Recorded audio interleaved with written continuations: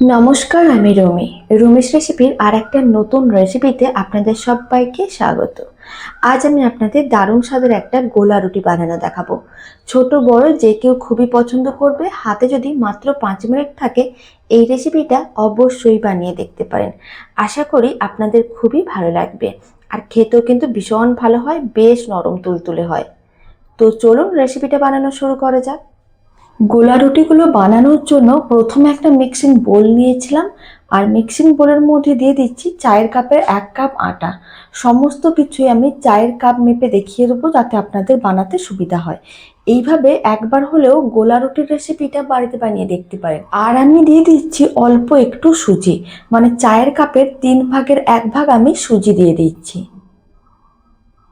আর চায়ের কাপের 3/1 একটু বেশি, মানে 3/1 একটু বেশি, মানে হাফ কাপের একটু কম গুঁড়ো দুধ দিয়ে দিচ্ছি। গুঁড়ো দুধ দেওয়ার কারণে গোলা রুটি খেতে অনেক বেশি ভালো হয়, আর ছোট বড় যে কেউ খুবই পছন্দ করবে। আর লবণ দিতে হবে স্বাদ অনুযায়ী, চা চামচের 4/1 কম আমি লবণ দিচ্ছি। আর স্বাদ অনুযায়ী দিতে হবে চিনি। এখানে আমি চায়ের কাপের হাফ কাপের মতন চিনি দিয়ে দেবো। গোলা রুটি একটু মিষ্টি মিষ্টি হলে খেতে অনেক বেশি ভালো লাগবে। এখন শুকনো উপকরণগুলোকে একসঙ্গে ভালো করে মিশিয়ে নিতে হবে।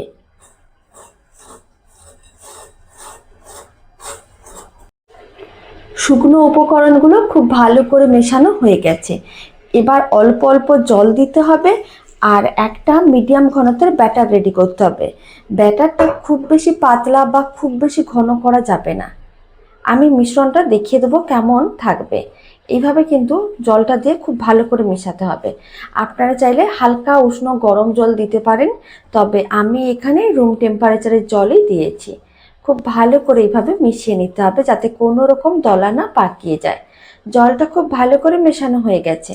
এখন আমি আবারও অল্প একটু জল দিয়ে দেবো, কারণ আরও একটু জলের প্রয়োজন, তাই আবারও কিছুটা পরিমাণ জল দিয়ে দিলাম। আর খুব ভালো করে এইভাবে মিশিয়ে নিতে হবে। মিশ্রণটা খুব বেশি পাতলা না, আবার খুব বেশি ঘন না। সমস্ত কিছু খুব ভালো করে মেশানো হয়ে গেছে। এখন মিশ্রণটাকে এইভাবে 4-5 মিনিটের মতন রেখে দেবো, যাতে সুজিগুলো নরম হয়ে যায় আর চিনিগুলো মেল্ট হয়ে যায়। 5 মিনিট পরে আমি আপনাদের দেখাচ্ছি।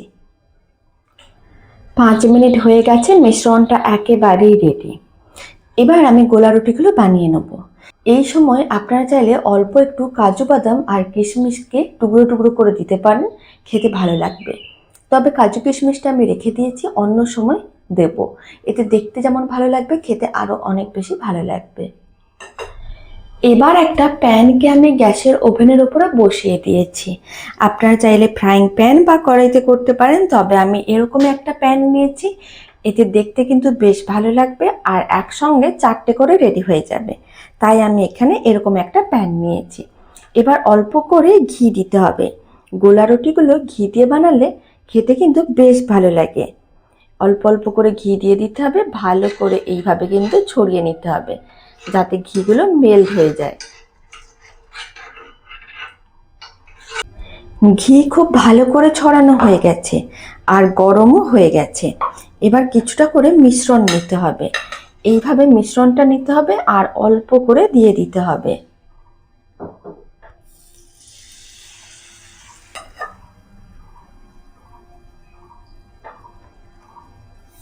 অল্প অল্প করে মিশ্রণ দিয়ে দিয়েছিলাম। এবার কিন্তু এর মধ্যে আমি দিয়ে দেবো কাজু বাদাম আর কিশমিশ।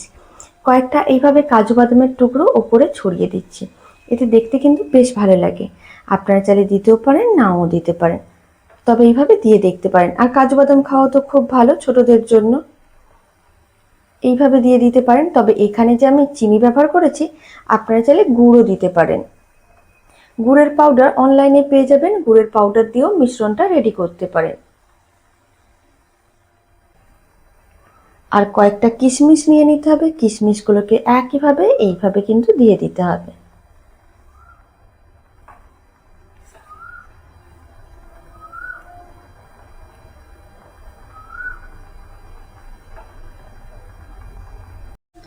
এখন 1 মিনিট এইভাবে রেখে দেবো। এই সময় ওপর থেকে অল্প করে একটু ঘি দিয়ে দিতে হবে, এতে খেতে বেশ ভালো লাগবে। আর ঘি দিয়ে ভাজলে গোলা রুটিগুলো খেতে দারুণ লাগে।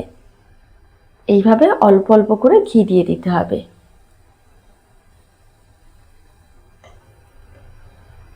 এখন একটু উল্টে পাল্টে দেখে নিতে হবে নিচটা রেডি হয়েছে কিনা। আপনারা দেখুন নিচটা কিন্তু আলাদা হয়ে যাচ্ছে, তার মানে বুঝে নিতে হবে নিচটা কিন্তু প্রায় রেডি। এবার উল্টো দিকটাকে একইভাবে রেডি করতে হবে। আর এই সময় কিন্তু ফ্লেমটা মিডিয়ামে রেখেছিলাম। এবার খুব সাবধানে এইভাবে একটু উল্টে পাল্টে নিতে হবে।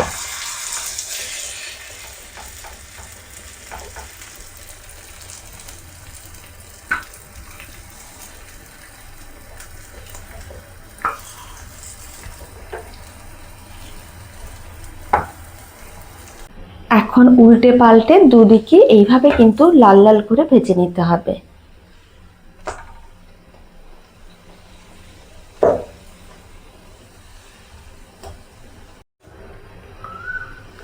এই সাইডের গোলা রুটিটা রেডি হয়ে গেছে। আর আপনারা দেখুন দেখতেও কি সুন্দর লাগছে, খেতেও কিন্তু ভীষণ ভালো হয়। এবার একটা প্লেটের মধ্যে রেখে দিচ্ছি, আর বাকি গোলা রুটিগুলোকে একইভাবে ভেজে নিতে হবে। আর ওই সাইডের গোলা রুটিটাকে আমি এখন এই সাইডে নিয়ে চলে আসছি। বাকিগুলোকে একইভাবে রেডি করে নিচ্ছি। এই গোলা রুটিটাও রেডি হয়ে গেছে।